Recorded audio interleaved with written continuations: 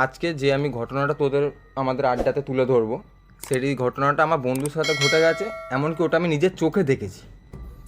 কী হয়েছে, আমার বন্ধু এক জায়গায় কাজ করে, তো সেখানে যে ম্যানেজার আর ও হচ্ছে ওর বন্ধুর মতনই। তো ওর ম্যানেজারটার মা অসুস্থ ছিল, ও বহুদিন দিয়ে ভুগছিল, ওষুধ ছিল। তো একদিন দুজনে সবাই কাজে গেছে, তো ঘর থেকে ফোন এসছে, ম্যানেজারটার ঘর থেকে ফোন এসছে যে ম্যানেজারটার মায়ের খুব বাড়াবাড়ি হয়ে গেছে, ওকে তাড়াতাড়ি বাড়ি চলে আসতে বলছে।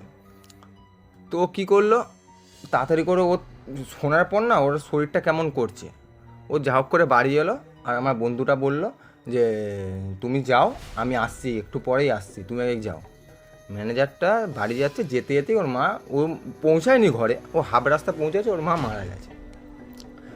এবার ও ঘরে গিয়ে দেখছে মা মারা গেছে। তো ওখান থেকে আবার ফোন এলো কারখানাতে, তো ফোন এসে বলছে যে ওর মা মারা গেছে। তখন এবার শ্মশানে তো বন্ধুরা তো যাবেই সাথে করে। তো ওই বন্ধুটা বলল যে শ্মশানে আমিও যাব, কারখানার আরও দুজন যাবে সাথে করে। তো তখন বললো যে আমরা তো বেরোতে বেরোতে বিকেল হয়ে যাবে। ওই যে ম্যানেজার, তার দাদা ফোনে বলছে যে বেরোতে বেরোতে বিকেল হয়ে যাবে, তো তোমরা দুপুরের পর চলে এসো। তো ওরা বাড়ি এসে সিধা ওই ম্যানেজারটার বাড়ি গেছে। বাড়ি গিয়ে এবার বাইক নিয়ে গেছে, এখান দিয়ে তিনজন একসাথে বাইক নিয়ে গেছে, গিয়ে ওখান থেকে নিয়ে শ্মশানে গেল। শ্মশানে গিয়ে যে কাজটা যেগুলো সারে, ওগুলো কাজ মাজ হলো, সৎকার সব হওয়ার পর বাড়ি চলে এসছে। তার 2-3 দিন পর থেকেই না ওই ছেলেটা, আমার মানে বন্ধুটা, কিছু খেতে চাইছে না, ঠিক করে কিছু খাচ্ছে না। ও আমাদের সাথে যখন আসছে তখনও দেখছি যে তুই চিনবি না, ওর অনেকটা আমার ওই দিকের বন্ধু। তো যখন আমি যে আমাদের কাছে আসছে আড্ডা মারতে, ঠিক করে কথাও বলছে না, অস্বাভাবিক আচরণ না, মানে ও কেমন নিজের মধ্যে একটা ঝিমিয়ে আছে, চুপচাপ আছে, কি চিন্তা করছে। তো ওর মা আমাকে জিজ্ঞেস করলো, ওর মা আমাদের 2-3টে বন্ধু জিজ্ঞেস করেছে যে ওর সাথে কি কারো ঝামেলা হয়েছে নাকি, ও এরকমভাবে একা মন মরার মতো আছে, ঠিক করে বাড়ির লোকের সাথে কথা বলছে না, একা থাকছে, খাওয়া দাওয়া করছে না। খাচ্ছে বলতে কি বলতো, সামান্য একটু করে খাচ্ছে, বলছে আমার খেতে ইচ্ছা করছে না, রুচি নেই, ওকে ও মাংস ভালোবাসে, দিচ্ছে তবুও খেতে চাইছে না। তো একদিন কি হয়েছে, তখন কটা বাজে, 3টে 3:30 বাজে, ওর মা ফোন করেছে আমাকে, একা না, আরও 2-3টে বন্ধুকেও ফোন করেছে যে একবার তোরা সবাই আয়, এ কেমন করছে। ওর বাড়ির লোকও এসছে, ওর বাড়ির লোকদেরও ফোন করেছে। এবার আমরা গেছি, দেখলে ভয় পেয়ে যাবি, একটা অন্ধকারে, ঘরটা অন্ধকার করে এক কোণে চুপচাপ বসে আছে, চোখটা হালকা লাল লাল ভাব এসছে, ঘরে চুপচাপ এক কোণে বসে আছে। হ্যাঁ, আলোটা ওর মা জ্বালালো, বলছে না মা, আলো বন্ধ করো, আলোটা জ্বললে আমার কেমন অস্বস্তি হচ্ছে। এবার তখন ওকে এক জায়গায়, এবার সবাই না ভাবছে যে মনে হচ্ছে হাওয়া টাওয়া জোরে কিছু লেগেছে, তোকে এক জায়গায় ঝাড়াতে নিয়ে গেছে। পরের দিন সকালবেলাতে ঝাড়াতে নিয়ে গেছে। ওখানে যিনি ঝাড়ায় সে বলছে যে ওনার বয়স হয়ে গেছে তো অনেকটা, বলছে ওর কাছাকাছি ছিল, পাশাপাশি ছিল, বলছে যে আমি এইসব কাজ এখন করি না, একে অন্য কোথাও নিয়ে যাও, ওর বড়সড় হাওয়া লেগেছে বলে। তখন আরেকজন ঠিকানা দিল যে ওই জায়গাটায় একজন আছে, উনি নিজের ঘরেই ঝাড়ায়, ভালো ঝাড়ায়, তোর কাছে নিয়ে গেছে। নিয়ে যাওয়ার পরে ওকে বসানোর পরে সব জিজ্ঞাসা করছে যে কী হয়েছে না হয়েছে, হ্যান হয়েছে, সব জিজ্ঞাসা করছে। এবার জিজ্ঞাসা করতে করতে পুরোটা ওই মানে যে ঝাড়াবে সে বলছে ওকে ওখানে বসিয়ে রাখো, তোমরা সরে যাও। সরে গেছে, তো এমনি বসিয়ে রেখেছে। ওকে জিজ্ঞেস করছে কে তুই, ও কোনো কথা বলছে না, শুধু হাসছে। হ্যাঁ, না ওই সামনের দিকে তাকিয়ে, না ওর মা একটা জিনিস নোটিস করেছিল, আয়নার সামনে দাঁড়িয়ে একা একা হাসতো, মুখ বেঁকাতো, এমনি মুখ যে ভঙ্গিমা করে না ওরকম করতো।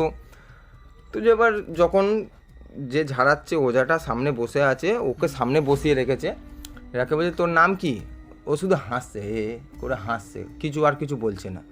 বলছে বল, অনেকক্ষণ এমনি হয়েছে, আমরা দাঁড়িয়ে আছি, বলছে বল, ও হাসছে।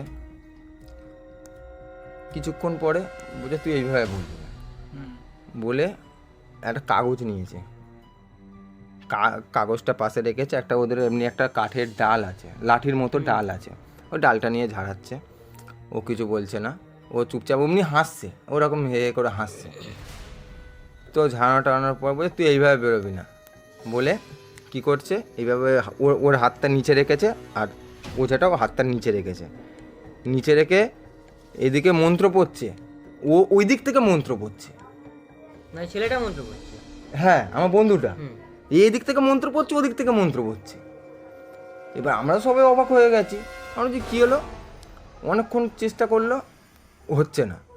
তখন ওর বাবা মা যখন তান্ত্রিকটা যখন আবার ঝেড়ে বসলো, ওর বাবা মা বলছে কী হলো, বলছে যে ঢুকেছে সে গুণিন, বলছে যে ওর মধ্যে ঢুকেছে সে গুণিন, একজন মানে তান্ত্রিক ওঝা। হ্যাঁ, সেও একটা ওঝা। আমি যে মন্ত্র পড়ছি ও জানে যে আমি কি মন্ত্র পড়ছি, ও তার বিপরীত মন্ত্র পড়ে আমার মন্ত্র কাটিয়ে দিচ্ছে। এবার আমরা তো দেখে অবাক হয়ে গেছি ওখানে। এবার যে ও মন্ত্র পড়ছে কীরকম, এইভাবে মন্ত্র পড়ছে, ও এইভাবে মন্ত্র পড়ছে, মানে এমনি হাত এইভাবে ঘষছে, মাঝে মাঝে দুটো হাত সামনে না, এমনি সাইডে, এই সাইডে মাটিতে এমনি হাত রেখে ঘষছে, ঘষে মন্ত্র পড়ছে, আর ওর মন্ত্রটা কাটিয়ে দিচ্ছে। আবার ওর গায়ে ফুঁ দিচ্ছে, এভাবে এও ফুঁ দিচ্ছে, ও ফুঁ দিচ্ছে। ও তখন বলছে যে আমি যা বলছে যে ঢুকেছে সে গুণিন, আমি বুঝে গেছি, কারণ আমি যা মন্ত্র পড়ছি ও জানে যে আমি কি মন্ত্র বলছি, এটাকে কি দিয়ে কাটাতে হয় সেটাও ও জানে। আমরা তো সবই জানি কোনটা দিয়ে কি হয়, কোনটা দিয়ে কাটে, বলছে ও সে জানে, আমি যা মন্ত্র পড়ছি আমার বিপরীত মন্ত্র ও পড়ছে, পড়ে আমার তন্ত্রটাকে কাটিয়ে দিচ্ছে যাতে না ওর কিচ্ছু হয়। বলছে ও বলছে আমি বের করে দেবো, একটু অপেক্ষা করো। লাস্টে কী করলো, একটা কাগজ, ওই যে কাগজটা নিয়ে রেখেছিল, ওই কাগজটা নিল, একটা ছোট পিন নিল, পিন নিয়ে কেড়ে আঙুলের এখানে ফুটো করলো।